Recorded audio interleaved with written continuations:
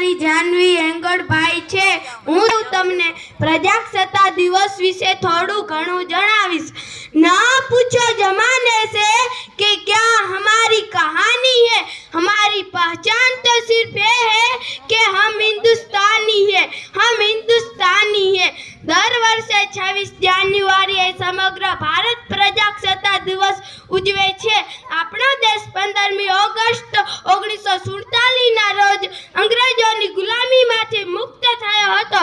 ત્યારબાદ દેશનું બંધારણ ઘડવા માટે એક સમિતિ રચના કરવામાં આવી, જેના અધ્યક્ષ ડોક્ટર બાબા સાહેબ આંબેડકર હતા। આ બંધારણ 1950માં અમલમાં આવ્યું। તે દિવસથી ભારત સર્વભૌમ અને પ્રજાસત્તાક બન્યું। ત્યારથી આ દિવસ ઉજવાય છે। આપણા સ્વતંત્ર સંગ્રામના ઇતિહાસમાં 26 જાન્યુઆરીનું પોતાનું જ એક વિશેષ મહત્વ છે। 1930માં રાવી નદીના કિનારે કોંગ્રેસના લાહોર અધિવેશનમાં પંડિત જવાહરલાલ નહેરુ હતા। ત્યારથી આ દિવસથી પ્રતિજ્ઞા કરવામાં આવી હતી કે જ્યાં સુધી